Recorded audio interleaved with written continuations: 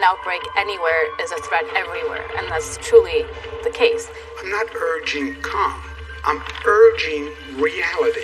Tonight, we're live for a special breaking news edition of 2020. She says, I don't know when I'm going to get to see you again. I got a phone call this morning that she passed at 3:30 in the morning. Your most up-to-date, complete picture yet as coronavirus spreads state by state. The ship will not come ashore. 21 of those on the ship tested positive. Facts versus the contagion of fear. This is not a doomsday scenario. It's not an apocalyptic event. There are things that we can do. To get real rapid tests would really be a game changer. Where it started, how it spread. Our correspondents in the hot zones looking for answers. No masks, sold out. Everybody's scared of virus and they won't come out. Inside Princess Diamond, I was so scared. Now, answers for your family here at home. Outbreak, what you need to know. Here's David Muir. Good evening, everyone, and thanks for joining us for this live special edition of 2020 Tonight, What You Need to Know. For the next 2 hours here, we're going to break down all the details about the coronavirus, where it's spreading here in the U.S. And we're going to begin tonight with the breaking news as we come on the air with this special. Vice President revealing late today test results from the cruise ship off the coast of California. At least 21 infected, 19 are crew members, thousands of Americans on that cruise ship. Also developing as we come on tonight, dozens at a Boston hotel have been taken to the hospital for immediate screenings after attending a conference where at least 3 people tested positive. And in the New York City area tonight, the number of cases doubling again today. Thousands in New York being told to self-quarantine. In fact, the governor here is saying today, it's like the flu steroids. And take a look at the map tonight. Since that first outbreak in Washington state in late January, the outbreak in America spreading to 26 states tonight.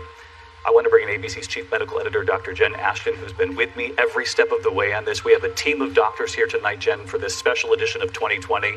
They're going to be taking questions from viewers at home all evening long, but we are watching a developing situation tonight. Yeah, David, absolutely. There is a really critical situation that is evolving hour to hour with that cruise ship off the coast of California. We saw how a cruise ship quarantine can go very wrong with what happened with the Diamond Princess, with at least 21 positive cases on that cruise ship now and over 3,500 passengers on board. They need to figure out a plan, and they need to do it quickly. And we saw what happened, and as you mentioned, how quickly it happened on the last cruise ship. So Jen will be coming back to you often throughout the night and to the team of ABC 2020. But we want to get right to that unfolding situation tonight. Late today, Vice President Pence saying those test results have come in from that cruise ship off California. At least 21 testing positive. 19 of them are crew members. Here in New York City tonight, as I mentioned, thousands of people in self-quarantine, and of course that developing scene in Boston. Dozens taken right to the hospital for screening. But we begin with that urgent situation. Thousands of Americans off the coast of California on that cruise ship tonight. Tonight, across this country, states are now scrambling to contain the coronavirus. The number of cases and the death toll rising. Vice President Mike Pence saying late today test results have now come in from the cruise ship off California. At least 21 testing positive. 19 are crew members. The news comes nearly 24 hours after National Guard choppers hovered over the ship, delivering those coronavirus test kits. There are thousands of cruise ship passengers on board. Worried passengers on board had been bracing for word all day. Right now, it's just numbing. It's just trying to process this information and see what our life holds in the next couple weeks.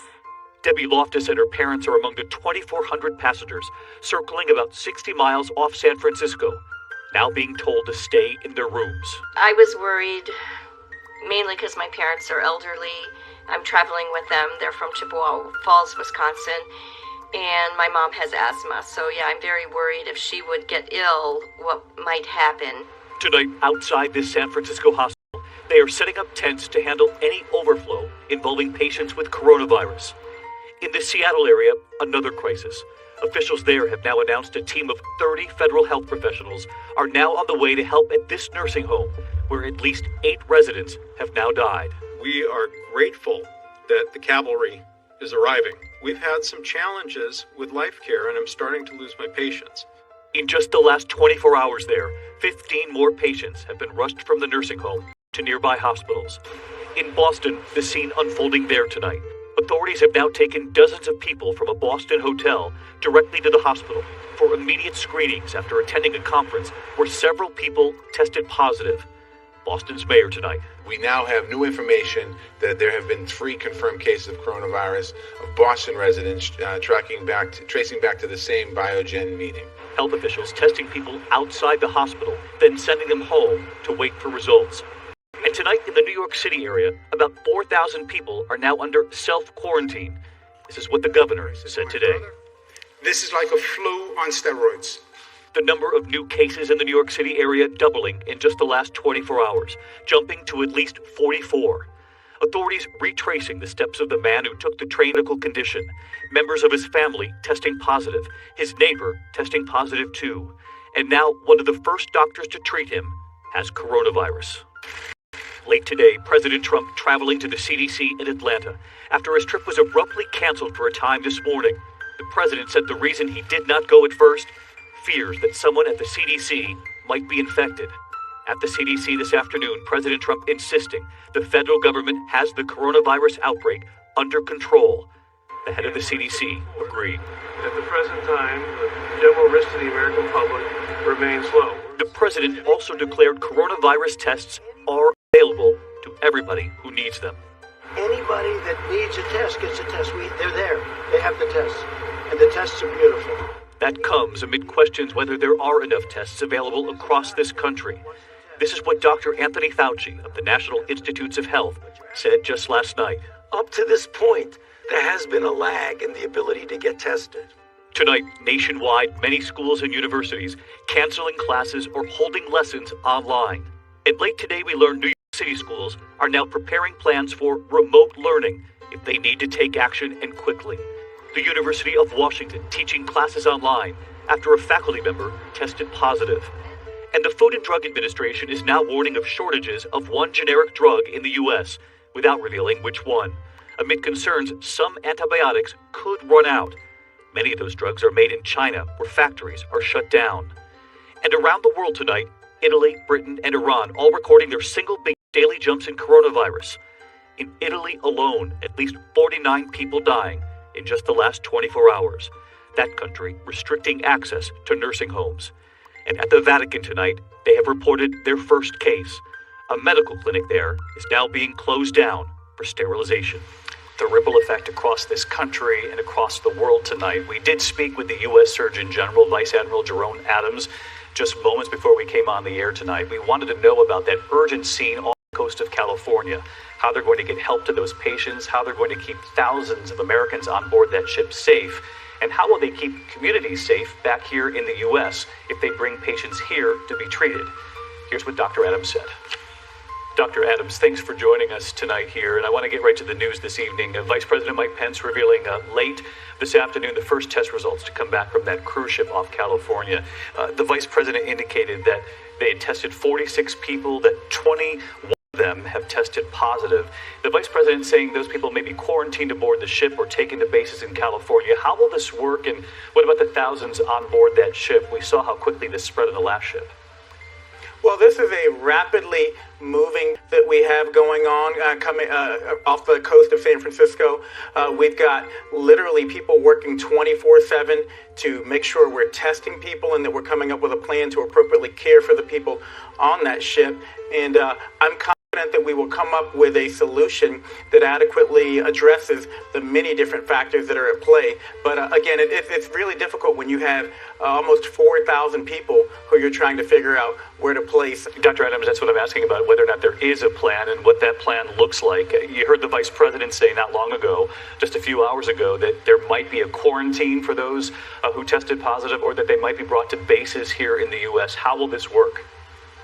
Well, and again, there will probably be an element of different parts to that plan. They'll probably be using some of the bases, and at the task force meeting today, I know that was discussed. There will probably be some element of people home quarantining, but right now we can't say. We just can assure the American people that we've got the best folks in the country working on this. We've got military, we've got CDC, we've got the Public Health Service, and we'll get back to you as soon as we have a plan. you reassure communities who might be treating some of these patients that you're going to be able to keep everybody in those communities safe as well?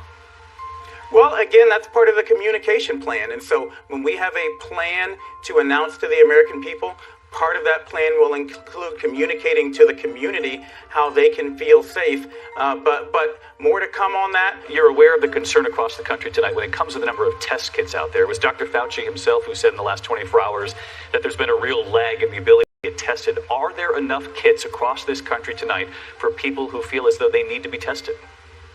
Well, the president said earlier that people who need to be tested will be tested. I've been in Connecticut earlier this week, and in Connecticut, the state lab is testing, and they have excess capacity. I spoke with the Georgia state health officer today for quite a while, and they did 30 tests yesterday. They have the capacity to do more. We know every state lab has the ability now to do testing, and next week we expect that there will be up to 1 million or more tests available through partnerships with private industry. All right, Dr. Adams, thanks for joining us here tonight. We really appreciate it. Dr. Adams with us just before we came on the air tonight talking about test kits in this country. We'll have a lot more on that as we continue tonight. But that situation off the coast of California, it became abundantly clear during the interview that there isn't a plan yet. Right. And you know what, David? Immediately my mind goes to the family members of those people on that ship. In a crisis or in a medical situation that has taken a turn, information and the conveying of that information is critically important. Everyone needs to be on the same page. Say, here's what's going to happen. These are the steps that we're going to take to protect you and restore your health. And we haven't heard that yet. I think what's going to be puzzling for a lot of people at home is we've already seen what can happen on a cruise ship. This is now happening not in slow motion, but in real time right in front of us on a second cruise ship. How could there be no plan? Exactly. All right, well, we'll continue to follow this throughout the night, but we do want to get back to really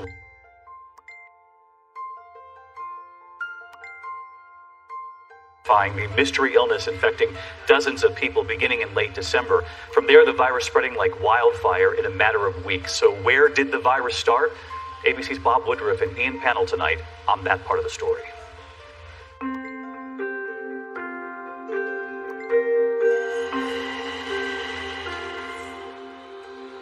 Wuhan is this huge city of about 11 million people. It's really in the middle of the country. It's right between Beijing, going south towards Hong Kong. It's been called the Chicago of China, a bustling hub of manufacturing and transportation. Wuhan is filled with people. It's a highly populated city, a perfect megacity for a virus to thrive. It's early December when local doctors notice mysterious flu-like illness appearing in hospitals. There were people getting very, very sick. They were needing ventilators to breathe. They were having severe pneumonia. The first alarm bell that was rung was by a group of doctors in Wuhan who had a chat group amongst themselves. This message was posted by Dr. Li Wenliang. 7 SARS cases were confirmed in the Huanan fruit and seafood market.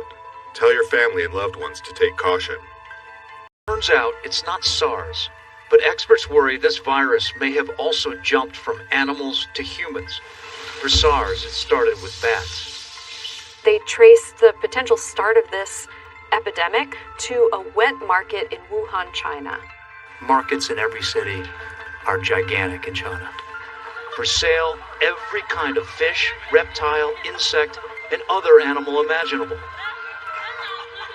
The Chinese government, they were furious at Dr. Li for spreading this information. Instead of taking that information, sharing it with the public, examining it, what did the Chinese authorities do? They accused the doctors of rumor mongering, forcing Dr. Li to sign this statement reprimanding him for an illegal act. Weeks after the first cases appeared, the Chinese government finally reveals the outbreak to the World Health Organization. The pathogen of viral pneumonia with an unknown cause was identified as novel coronavirus. When quarantining ourselves for 2 weeks. And this is it. This is quarantine. And it's a very, very strange experience. It's quite lonely. It's quite isolating. It's the right thing to do. There was no alternative. Because what I've realized, having covered this up close, is that unless we all act in all the more difficult. Our thanks to Ian Panel and to Bob Woodruff tonight, and there is still much more ahead on a special edition of 2020 Outbreak, What You Need to Know. Dr. Jen Ashton and her team are right here taking your questions tonight. Again, use the hashtag AskABC2020. And on board that first cruise ship, becoming the site of one of the biggest outbreaks outside of China, the Diamond Princess docked in Japan. We all remember it. What we learned on board that ship, how lethal coronavirus can be, and what they've learned from that ship already. So many of you at home tonight, I know, are concerned about all this. You've been tweeting me your questions. Is it safe to travel? Is it safe to fly? How long does the virus stay on surfaces? And can you catch the coronavirus from someone who sneezes or coughs just a few feet away? Dr. Jen and the team answering that as we continue. And then later tonight, the virus hunters who put their lives on the line, trying to figure out how these viruses start and why this one is spreading so quickly. This live special edition of 2020 returns in a moment.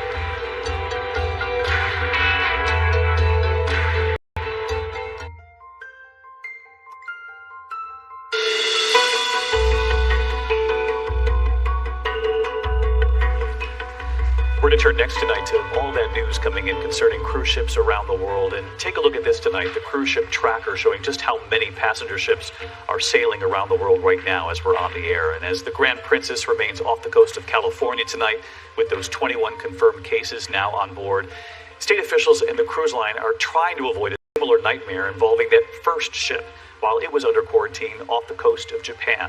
So many health authorities around the world calling it essentially a petri dish for the coronavirus. So what did we learn? Here's Maggie Rulli tonight. It was supposed to be the perfect vacation. A 2-week-long cruise exploring the beauty of Southeast Asia for adventure seekers. Like John and Melanie Herring. We decided to take a 6-month adventure for our first retirement trip. And Carl and Jerry Goldman. I purchased this as a Christmas gift for my wife. And for 10 glorious days, the Diamond Princess delivered.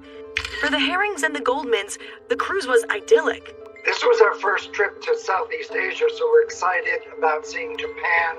We went to Vietnam, Hong Kong, Taiwan, so that was a thrill. That is until an uninvited passenger made its way on board. COVID-19, aka the coronavirus.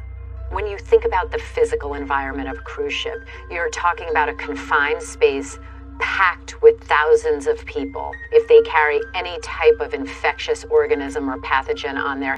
There was no single professional infection control person inside the ship. Overall, more than 700 people from the Diamond Princess tested positive for COVID-19. 6 have died. It's not just, do we keep them on or let them off? A risk-benefit analysis needed to be calculated, and it turned out that the wrong decision was made. It was during that quarantine that John Herring gets sick. Mine has 36.7. Spiking a fever and testing positive for COVID-19. His fever is now 103 again. Just trying to keep him cool and comfortable. He's burning up. Just have your prayers for him. He's evacuated to a hospital in Japan, leaving his wife Melanie back. The U.S. State Department decides to fly the remaining American passengers, including Melanie and Carl and Jerry Goldman, back to the U.S. for treatment and additional quarantine.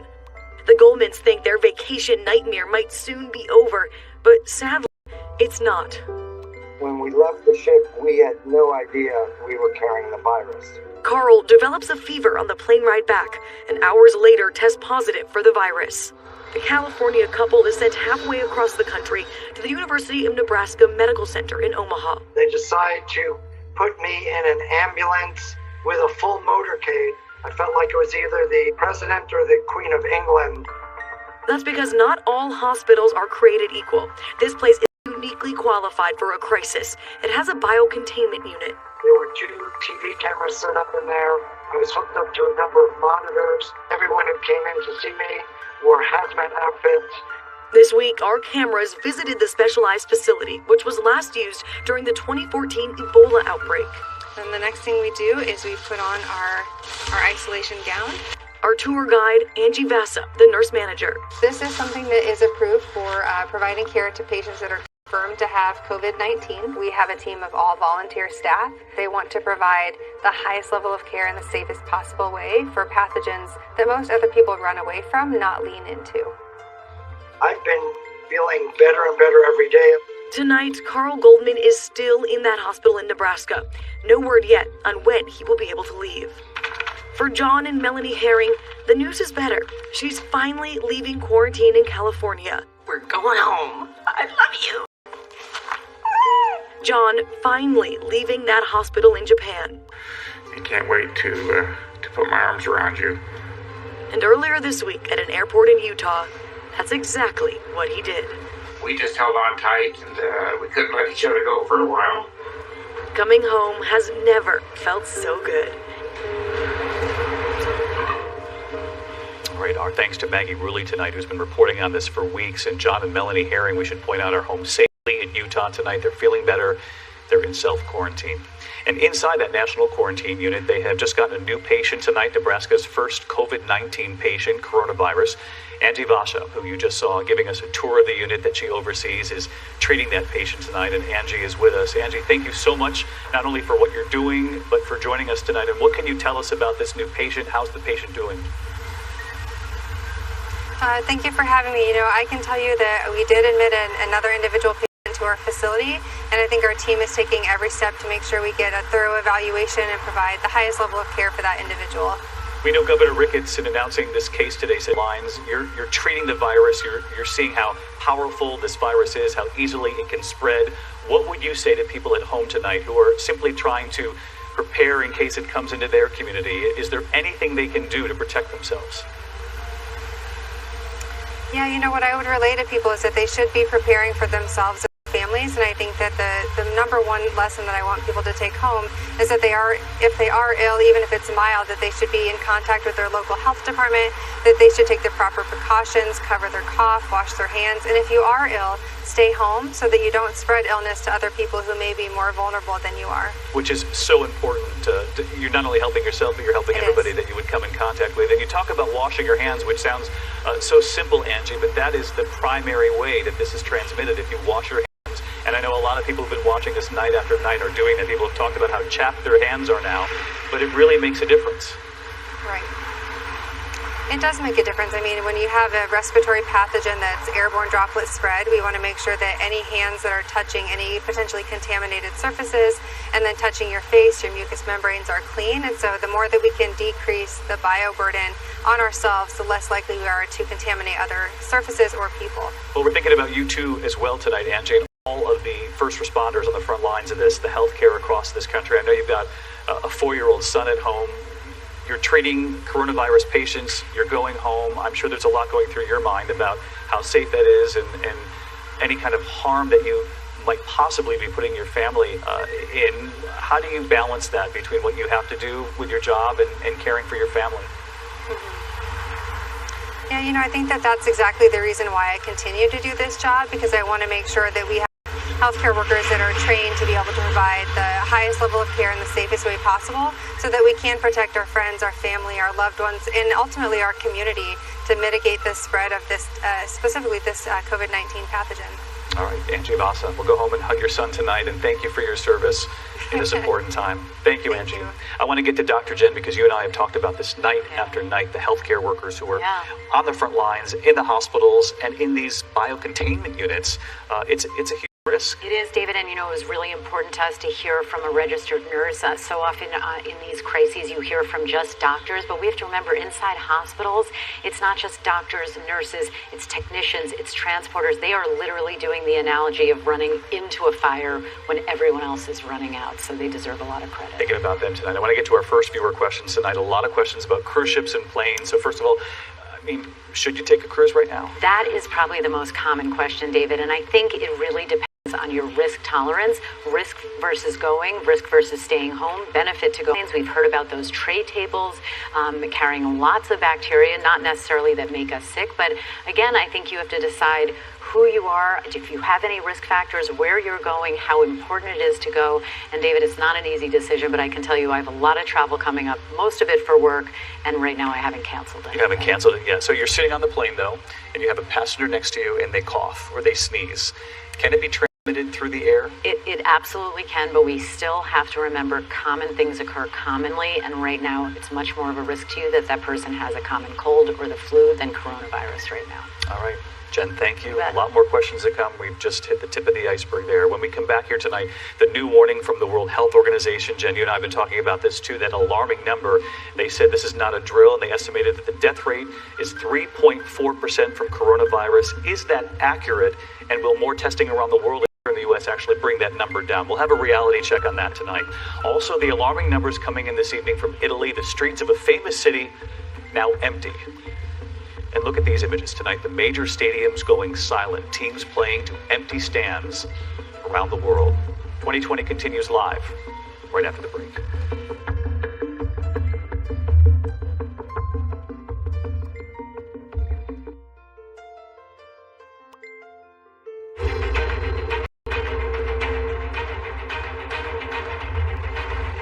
We're going to move on tonight here to the global spread of the coronavirus. The World Health Organization reporting the number of coronavirus infections is now on the verge of 100,000 around the world. Deaths now surpassing 3,300. And you heard that death rate today, 3.4%.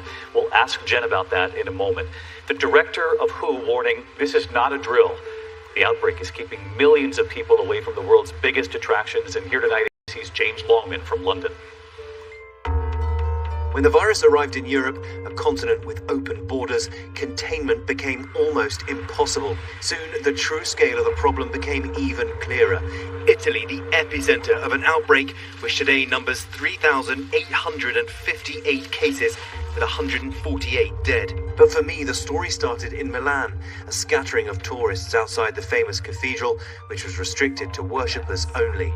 So much of the city on lockdown. The Italians have kind of taken pretty drastic action. The focus has been on these sort of 11 towns in the northern region which have been put under quarantine. This is the police line. Take a look. On Google Maps, you can see every way in is blocked off.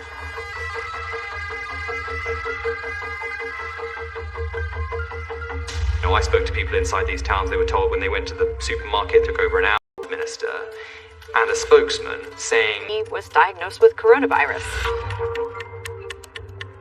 The public is really affected by the messaging from our officials. With the beds in the hospitals filling up, medical intern Dr. Puria Ganji spoke out about his concerns that the Iranian public was not listening. When you walk into cafes or restaurants, you see many people not wearing masks. They don't care, they shake hands, they kiss. Most of the infected people are the people who don't take precautions. The number of cases there keeps increasing. The death toll keeps increasing. We're seeing dozens of high-ranking politicians coming down with a potentially deadly virus. And because of the nature of that government, there's still so much unknown even about are those numbers accurate and what they're doing to actually contain the virus. Today, Iran has closed mosques in affected areas, and even the holiest site in Islam, in Mecca, shown by Saudi state TV, is closed to foreign visitors. For Europe, freedom of movement is what defines it. Unlike China, there can be no crackdown here, so the virus may prove harder to tame. Our foreign correspondent James Longman tonight. Our thanks to James. And I did want to bring Dr. Jen Ashton back in on this conversation because he reported on the World Health Organization. Jen, we heard the director of WHO in the last 24 hours saying that the death rate now from coronavirus is 3.4%, which was really alarming. We'd heard 2% up until now. And I would encourage people, David, don't get caught on a given number because the numbers in this story have been elusive from the beginning. Until we know truly how many people are infected, there's fatality rates inside of China, outside of China, on the Diamond Princess cruise ship, and they're all over the place. The more people who are tested, the more people we know are truly infected, that number will go down. And the key point is the more people that get tested, the more we realize they've had coronavirus, and that 80% figure that we have said on the news night after night, 80% mild symptoms. Absolutely.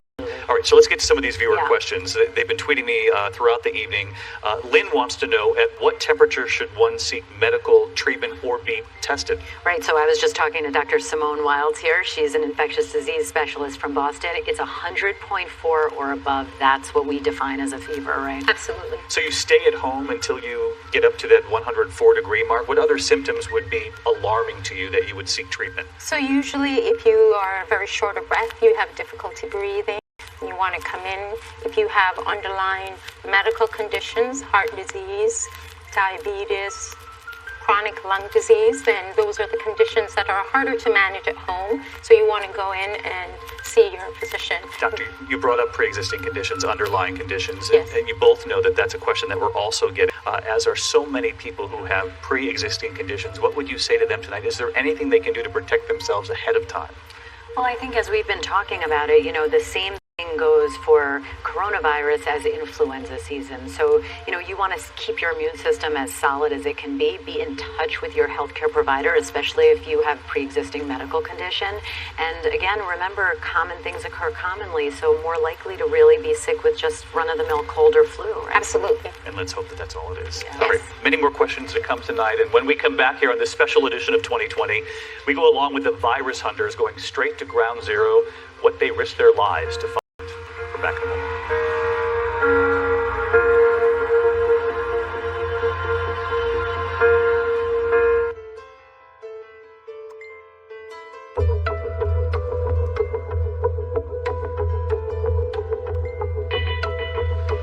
So next tonight, right here on 2020, so much effort really around the world as we're on the air tonight, trying to find the clues to stop this tidal wave of the coronavirus cases. And because COVID-19 is a new viral illness, it knows no borders, circulating around the globe, doctors on the front lines are scrambling to try to deal with it.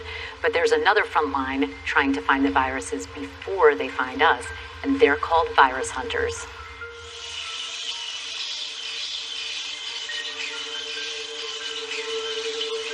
Bats are absolutely amazing creatures. Bats are special. And there's a lot of interest right now in bats because of the viruses they carry. Bats are a known reservoir for coronaviruses. And we don't know why they're able to live with so many viruses at such a high level. They have a very interesting physiology. We don't fully understand it. It's possible bats could hold the key to understanding and maybe even conquering the coronavirus. They're exposed to a virus. They can stamp it right out. How they carry these pathogens without coming down with them is fascinating. The scientists don't know exactly where the new coronavirus came from. The leading theory was that this was a virus that most likely originated in bats, then likely jumped to infect an animal, and then appeared to jump to infect humans. On the front line are the virus hunters. These are the people that identify the source, determine the transmission, and then work to stop the spread of the virus. Virus hunters are scientists whose job it is to go out and find new viruses. They will be working in very remote areas around the world, catching wildlife, sampling them, and then testing the... Where live animals are sold, they're going into caves where bats are flapping around, places where wild animals are migrating. What we try to do is try to hunt these viruses down in natural reservoirs. I am one of the creators and executive producers of a new Netflix series called Pandemic: How to Prevent an Outbreak. The message of the docuseries, which is we are vulnerable all the time to new viruses coming out. Fortunately, there are people around the world working to try to protect us. People like Dr. Ghazi Kayali. He's a scientist who has traveled for years studying the link between diseases in humans and animals. When human activity come close to the animal populations, then we are providing a chance for these viruses to cross from the animal population to the human population. COVID-19 is not yet a pandemic, but even before this current outbreak, these brave detectives were on the trail of such pathogens. We have to follow the virus. Where is the virus located? In our documentary, scary pandemic. You see Dennis Carroll. My main responsibility is trying to prevent and control emerging viral threats. He's looking specifically at these avian types of strains that are harbored in birds, because there's been a lot of fear that the next scary flu virus could come from birds. Our big main goal is to see what the prevalence of flu is in this area at this time with this population of ducks. Deb Carter, she's a field veterinarian, and she gets groups of hunters together. Does anyone need this duck? And they go out and capture the birds, testing to see what types of viruses might be migrating. Virus hunters are currently traveling around the world, keeping an eye out for the next big disease. We plotted the origin of every known emerging disease. Hotspots are places in Southeast Asia, in Central and West Africa, in Latin America. And those are the places, if we really want to find the next pandemic before it emerges, that's where we need to be working. Wow. Their work is fascinating and daring all in one. Yeah. You know, you were saying in your piece that this went, we believe, from a bat to an animal and then to humans. We don't know the animal. Correct. In the middle.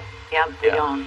But so many people are asking questions about animals, David, from bats to that animal, and they're asking us about pets. About their pets here at home. Exactly. Only 2 known cases around the world so far of a pet with any sort of test for coronavirus. That's and you don't even think the pet actually was infected with it. Might just have it on the nose. That's correct. These were 2 dogs that belonged to owners who were sick with coronavirus, and they could have just picked it up from pets very closely now. And not just dogs, but cats also. Of course. And the bottom line tonight is there's no evidence that humans have passed it to pets or vice versa. That's correct. But common sense, if you know you're sick with coronavirus, you want to keep your distance from your pet just like you would from a person. That's right. They are our kids too. That's right. Thanks, Jen. Still ahead here on 2020, this special edition. We are on the front lines tonight. Americans stocking up on supplies, emptying out the stores. You know, how much should you be preparing without creating panic in your community? And your questions tonight, they're still coming in about whether the virus is being spread through the air, and if so, how far does it travel? We'll answer that with the team here. And tonight we are also now hearing from someone inside that nursing home in Washington State, a state where the death toll is rising, the conditions worsening, and what we're hearing from the inside tonight, and what you should won't know if you have a relative in a nursing home.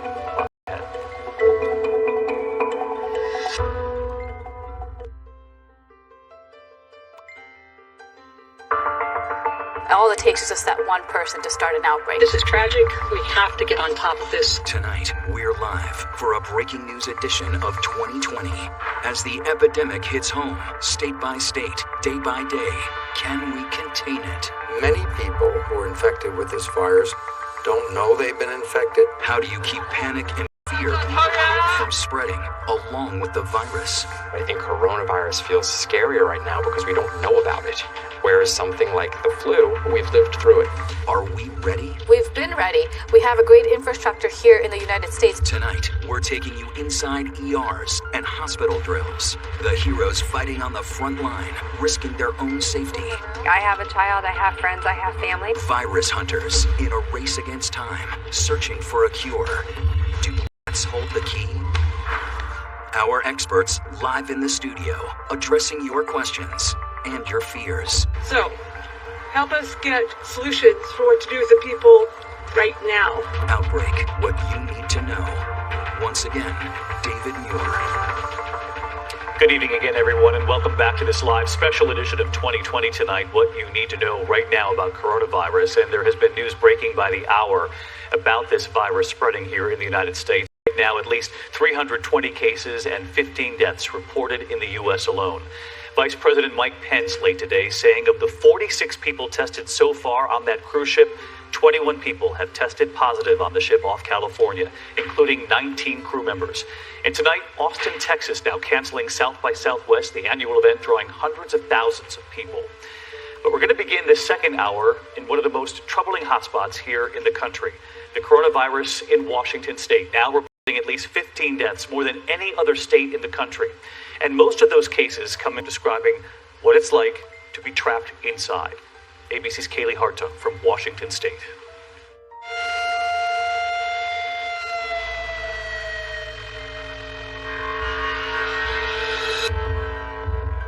It's a lot quieter around Seattle since the state of Washington has become the front line of the coronavirus. Washington State. Washington State, Kirkland, Washington. And the epicenter U.S., Life Care Center, a nursing home in the Seattle suburbs. The majority of the deaths in the U.S. are here. As the death toll climbed, the facility went into isolation in an effort to contain the virus. Family members say the flow of information slowed as well. On Monday, I ran into Colleen Mallory, taking matters into her own hands. I'm going to see my mom. We haven't heard much from the facility about her, so we just want to make sure that she's okay. And I'm going to bring her some clean clothes, and we don't know if we can get in today, but we're going to try. Colleen was able to get in to see her mother. It was real eerie in there. You know, the majority of the doors were closed. I saw very few staff. My mom was still in bed, and this was about 11:30. Do they have the staff to get these people out of bed? The problem is that nursing home settings and retirement centers like this have many older patients who are immunocompromised and have many underlying medical conditions that just place them at risk. Unfortunately for them, they're a captive audience. That's exactly the fear that Pat Herrick had for her 89-year-old mother, Elaine. Sunday, she spoke with me, and she was really depressed. And I said, so how's it going? She says, my roommate keeps coughing and coughing. 4 days later, Pat got a devastating call. At 3:30 this morning, I got a phone call.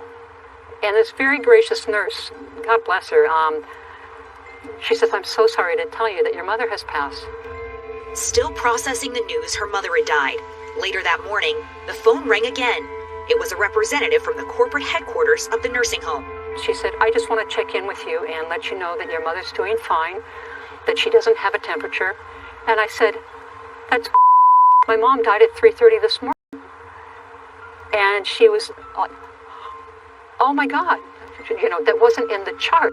Carmen Gray's mother is still in the care facility, and she's able to talk on the phone. She said that she's scared, and anyone who has a parent left knows you don't want to hear those words coming from your parent, that they're scared. We spoke to Carmen's mother, Susan, just a few hours ago. Do I want to leave? Yes. Absolutely, yes. Don't like being trapped. And I am. I've reached out to Life Care Center several times this week, with no response.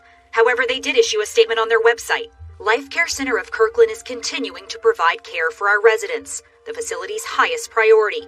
Our clinical team is making personal one-on-one telephone calls with family members to share information about loved ones and respond to questions. And local officials say they're working on a plan that may allow some residents to leave. Those family members, now left to fear what news will be on the other end of the line. They can't let those people sit there waiting for this virus to attack them. Now, I'm afraid it's too late. Kaylee Hartung reporting in from Washington State and the anguishing situation for so many of the families with relatives in that home.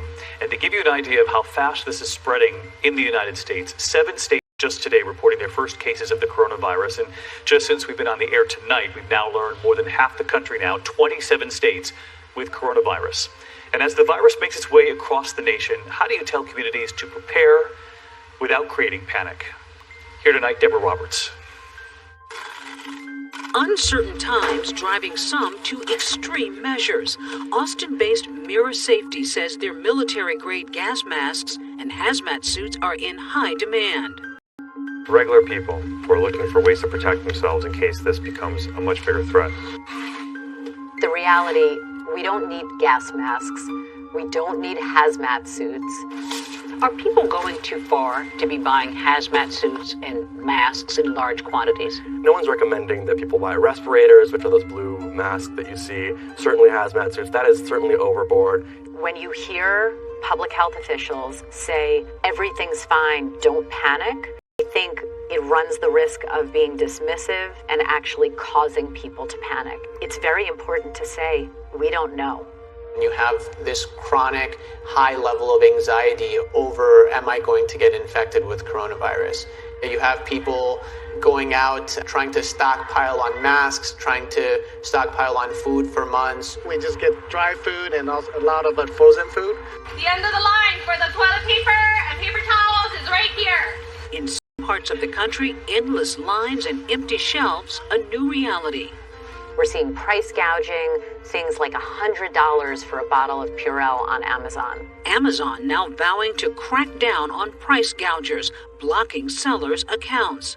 This is hysteria. It's only going to make people panic more. Controlling the hysteria with sound communication with people who are infected with coronavirus and symptomatic, have mild disease or mild illness. So you could be walking around carrying the virus and not even know it.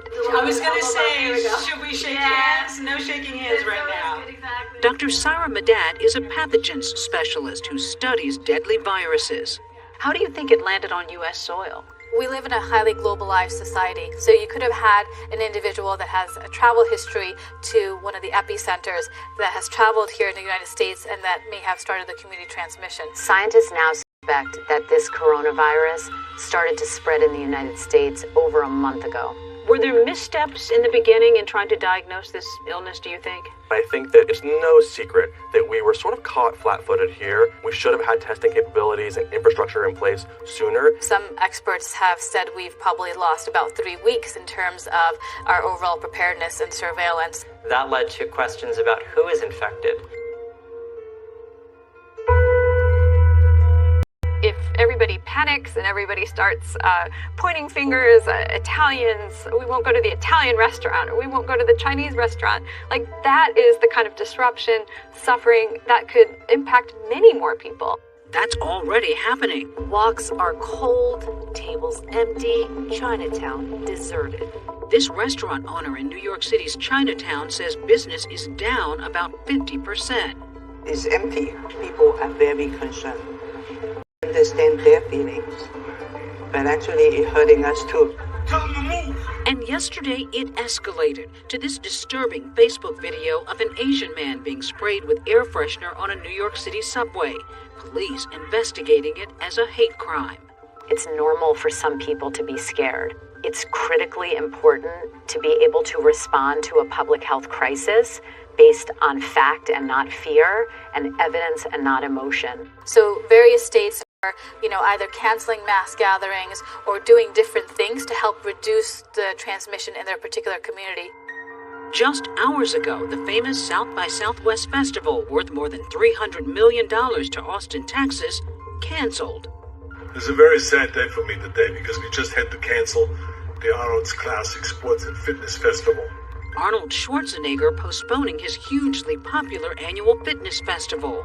We want to keep people safe and we want to keep people healthy. Your best advice to people who are just right now fearful? I would say let's ramp down the overall panic that we're all going to die and that this is going to be the next plague, and really focus our attention on our concerns for the very vulnerable among us. We're all in this together. These outbreaks kind of show us our common humanity. Deborah Roberts reporting tonight, and so many of your questions coming in. One of the main questions, when do you get tested for this? Which temperature? 100.4. To at the very least call your doctor and possibly get tested. And so many other questions coming in tonight about pregnant women. How can they protect themselves? If you get the virus once, can you get it again? And how many people here in America might have caught this without even knowing? We'll get to all of that coming up. Also ahead here on this live edition of 2020, coronavirus and the economy. What happens when your job is affected? And for so many American businesses, what happens when the factory making your product shuts down? And is there any indication tonight when the volatility in the market affecting so many 401ks will level out? We're back to more.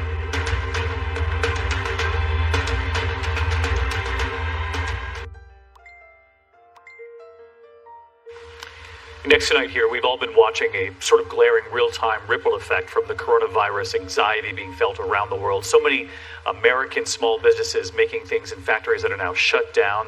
Companies are allowing employees to work from home. But what if your job doesn't allow that? If you work in a restaurant or in a place similar to that? Here's ABC's chief business correspondent, Rebecca Jarvis, tonight. We reached out to small business owners across America with a question. How was the crisis hitting the homeland? My 8 main suppliers are currently closed. My other vendors are having some delays with some of their factories. The impact has been 100%. We're not able to ship.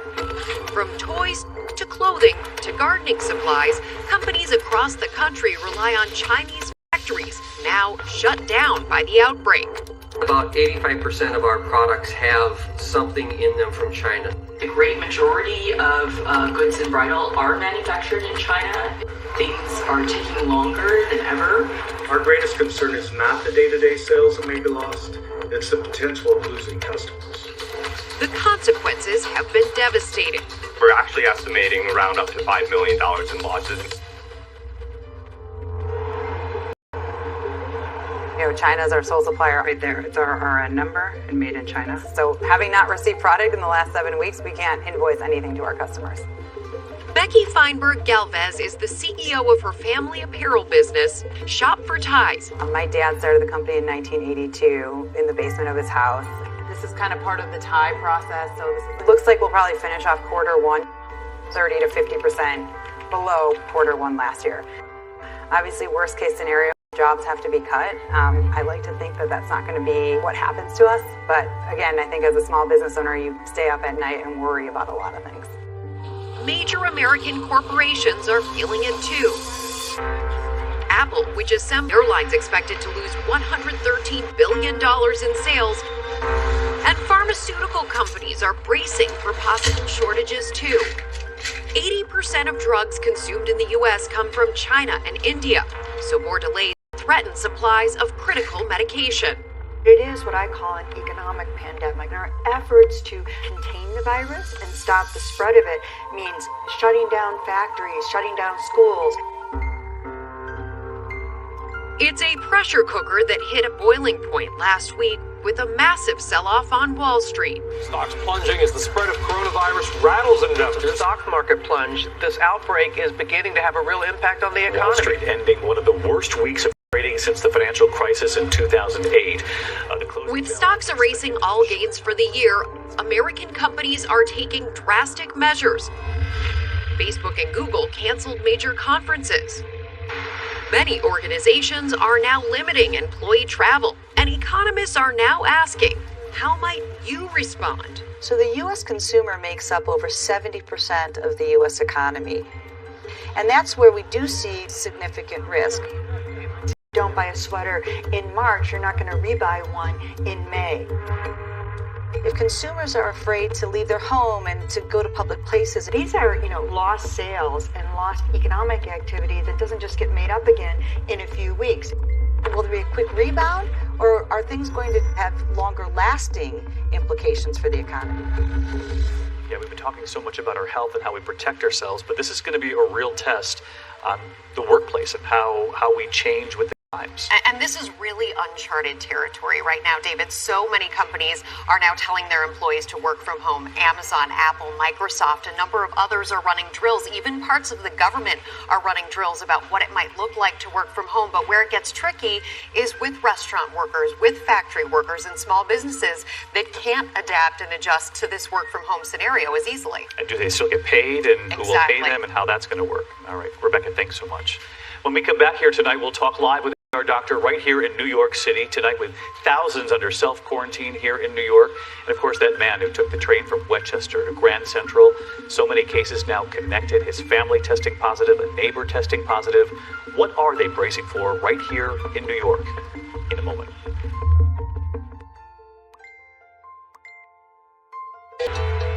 Next tonight here in this live edition of 2020, fighting fears on the front lines and right in the hospital emergency rooms across this country and here in New York City. And I want to bring in ER Dr. John D'Angelo, who's in charge of preparedness at the emergency department tonight. And I wanted to get right to the bottom line here. There's been so much talk about whether or not there are enough testing kits around this country. Do you have the test kits you need tonight? And are people allowed to come into the ER to get tested? And if so, who are you deciding to test? So currently all the testing is being done through local health departments and CDC.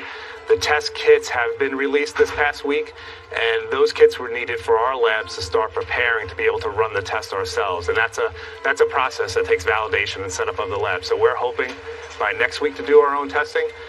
So at the moment, no one's doing testing other than the state and local health departments. That's really and that's interesting. Limited our ability to test. Yeah, Dr. D'Angelo, so what are you seeing in the ER so far? I'm sure there are a lot of nerves, and you have to balance who you treat and who you suggest to be tested when they do come into the ER. So how are you gauging that? So all decisions to test are being done in conjunction with speaking to the Department of Health, and at this point, mostly being reserved for those at most risk for severe disease. So those with mild to moderate disease, a mild flu-like illness, to date, we haven't really been testing. We're just giving good instructions on home isolation and how to manage themselves. But the testing has really been reserved for those people who are at most risk. Doctor, I know you were prepared every season for the most severe cases of the flu, the people who then present in the ER. Are you seeing anything atypical, though, right now? Or do you think you're already starting to see the beginning of this here in New York? Yeah, we're already starting to see the beginning of it. There's been a few cases in the area, as you know. It's not been overwhelming yet as far as volume is concerned, although there's a lot of anxiety out there, but we are starting to see cases. Dr. John D'Angelo with us tonight. Dr. D'Angelo, we appreciate what you're doing there on the front lines, and I want to bring this question back to Jen, because how do you know when it's time to get to the emergency room or to your doctor right away? We mentioned the temperature of 100.4, right? But what else should you be looking for? Well, I think the really important thing, David, is people shouldn't try to be their own doctor or nurse here. So you should be, in communication with your doctor. But I was just talking to Dr. Simone Wiles. You're an infectious disease specialist from South Shore Health right outside of Boston. Tell me how you're advising people to kind of go through that decision, whether they should stay at home or whether they should come in. So the patients that we try to get into the hospital are those that have symptoms. And by symptoms, I mean very hard time breathing, very high fevers, having a hard time taking care of themselves at home. Right. So you want to come in because we want to assess you to see how you're doing. And certainly, obviously, someone with a weakened immune system, who's pregnant, with any chronic or pre-existing medical conditions, those are people that you want to see in the hospital. Absolutely. Yeah. We don't want them to be at home. And I think it's really important also, David, to remember that these ERs are treating patients with heart attacks, strokes, the patients that are always packed into ERs in general. So thanks to you both and the whole team over there. More questions to come. And when we come back here, we're going to take you into one of those testing labs you heard Dr. D'Angelo talk about right here in New York and in this region. You're going to see the testing underway tonight for coronavirus and more of your questions answered. Pregnant women, what they should be looking out for. And that question we keep getting from people, if you're walking down the street, you're on the plane, someone coughs next to you, how far can that travel in the air and for how long? We're back in a moment.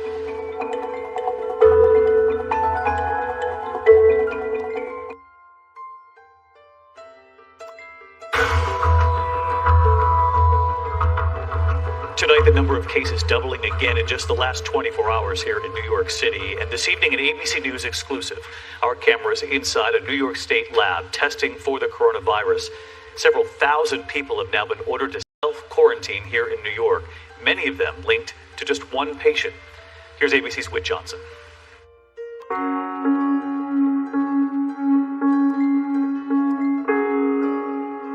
This is New Rochelle, New York. A suburban enclave in Westchester County, once known best as the home of famed Yankees slugger Lou Gehrig. The luckiest man on the face of the earth. But this week, it's become known for something more ominous, the epicenter of New York's coronavirus outbreak. Tonight, the coronavirus here in the U.S., more than a dozen states now, from Washington State to New York. It wasn't a question of if, but when. On Tuesday, New York Governor Andrew Cuomo announces that a New Rochelle resident has become the second person in the state to test positive for COVID-19. We have a case in Westchester, a 50-year-old gentleman. Our information is the gentleman had an underlying respiratory illness, and he is hospitalized. We know the man is an attorney who works in Manhattan, a regular commuter taking this Metro North train for the 35-minute ride to Grand Central Terminal. After arriving at one of the busiest travel hubs in the country, it's believed he would have walked to his office, located just blocks away. The attorney is initially brought by his neighbor to a hospital near his home. Later, he's transferred to Columbia Presbyterian in Manhattan. Taking no chances, the MTA immediately launches a massive cleaning effort, disinfecting thousands of trains, buses, and stations. Just 24 hours later, what seemed like one family's health emergency causes a remarkable ripple effect, with the attorney's wife, son, daughter, and the neighbor who took him to the hospital all testing positive. There are going to be many people who test positive. Services at the Young Israel Synagogue in New Rochelle, where the family attended. Week, when we all really need information and need to talk to one another, we're all quarantined in our little homes. By Wednesday, officials are asking more than 1,000 people linked to the attorney to self-quarantine. Do you get the sense that people are anxious about what will happen next? Yes, I think people are pretty well decided that it's, in a sense, unstoppable. In just a matter of days, this area shop owners say is typically bustling with business, a ghost town. We have some businesses that are struggling, in part because a fair amount of their customer base is literally quarantined. Yesterday, Governor Cuomo announces 11 more people have tested positive for COVID-19. So that's 22 statewide. The number of people asked to self-quarantine jumping to 2,700. The community spread dynamic is unpredictable and worrisome. Today, ABC News getting exclusive access to the New York State lab, first in the nation to conduct their own testing for COVID-19. Our team is working 24/7 on identifying coronavirus. We're at about 500 tests per day now. We prioritize the categories to be tested to fit with our capacity. Governor Cuomo announcing today the number of individuals testing positive for the virus has increased again. During the day today, we had 11 new cases. That brings the total to 44 cases. Tonight, there are at least 4,000 people throughout New York self-quarantining. With Johnson reporting in tonight. And when we come back here, Dr. Jen Ashton and the team answering your questions. And is the federal government really ready for what's coming?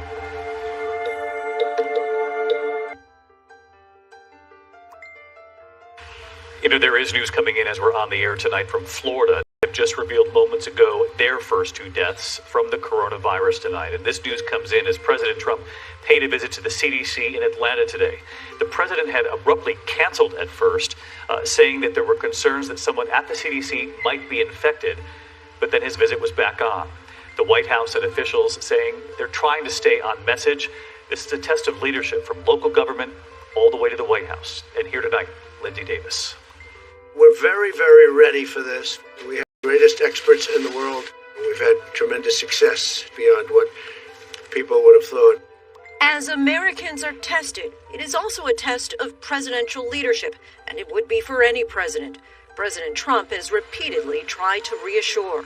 We have great talent, great doctors. Offering this before the situation quickly changed. There have been no deaths in the United States at all. And his coronavirus would spread in the U.S., but when?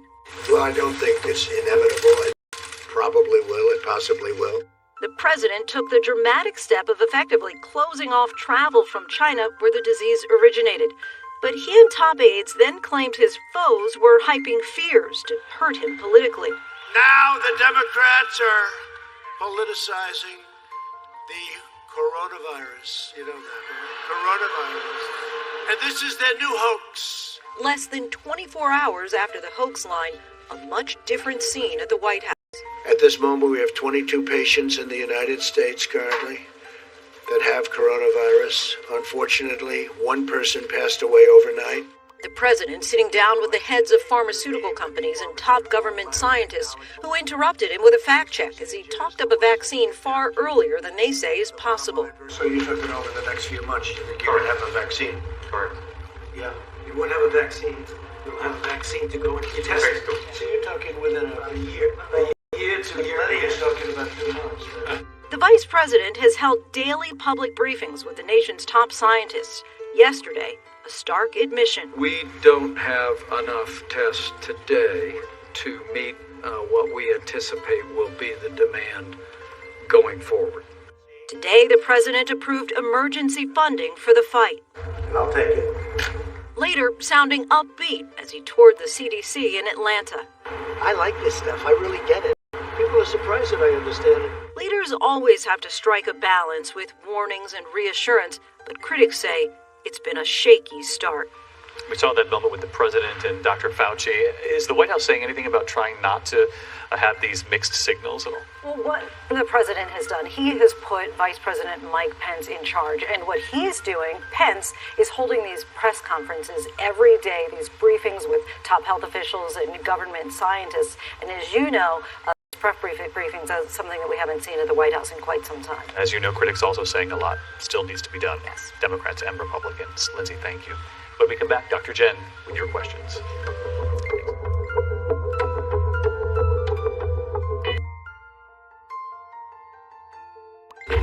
So let's get right back to Dr. Jen Ashton tonight. We have loved your tweets, and they're really, really good questions. Yep. And first of all, what we keep getting is about pregnant women and what they should be doing to protect themselves. Absolutely, Clementine, Zoe, are pregnant women at increased danger from coronavirus. Very limited data. There's no evidence that the mother can transmit it to the fetus in utero, and there's no evidence that pregnant women are more susceptible, though they do have a weakened immune system. And Jen, one of the things we keep hearing is if you walk past someone on the street and they're clearly airborne because they just sneeze. You can get it, but it is not technically medically airborne, and the distance that we recommend to stay away, David, is 3 to 6 feet, and I want to show you what that looks like. It's a lot farther than you think. This is 6 feet. That's the distance you'd have to keep from somebody. Yeah, so we're talking about quite a significant distance, and we think that the closer the contact and the longer the contact, the more likely someone is to be infected. Thanks to your producer, Eric Strauss, on that. Right. And one other thing, surfaces. We get a lot of questions about how long the virus can stay on surfaces. We don't know with this virus, but other coronaviruses, there's a huge range, anywhere from 2 hours to up to 9 days. 2 hours to 9 days? Yeah, it's an enormous range, and we don't know. Temperature affects that, so you want to clean those surfaces, those hot spots, especially the phones. I want to dive into that one study that we have reported on here. It was a small study, but they went into the rooms where patients had been, and they found at least 80% or more of the virus all over the room and the bathroom.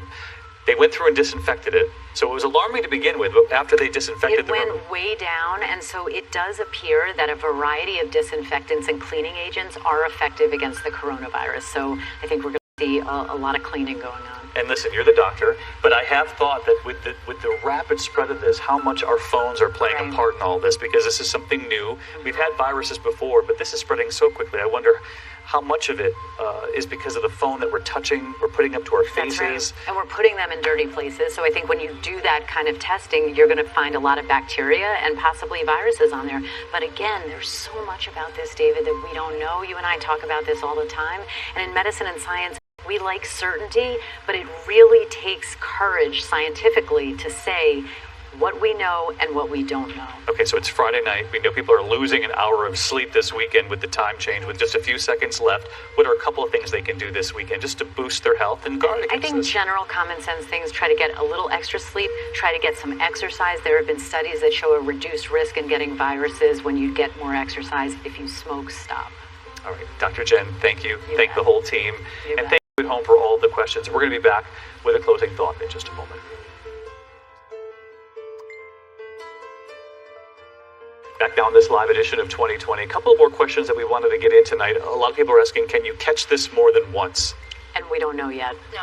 Okay, well, that was easy. Yep. Difficult to answer. Right. We just don't have an answer to that yet. Do you think that there are a lot more people here in the U.S., here in New York City, for example, who've had this and don't realize it? Absolutely, because again, we're looking at a tip of the iceberg scenario here where a lot of people may have no symptoms or mild symptoms, and so they don't present for medical attention or testing. So actually, as the numbers go up, it might be a little more reassuring because we will realize that people have had it without even realizing they've had it. And so many cases are mild. And I wanted to leave everybody the numbers we have. It appears that about 80% of the people who get coronavirus have mild cold or flu symptoms. Exactly, and I also think we need to acknowledge this is a stressful situation. It's evolving, and we have to proceed based on evidence and not emotion. All right, Dr. Jen and the entire team, thank you so much, and thank you for watching this live edition of 2020. Keep sending your questions our way. Nightline will have much more on coronavirus right here tonight after this broadcast, and of course, we'll see you all next week on World News Tonight. I'm David Gilmer. Good night.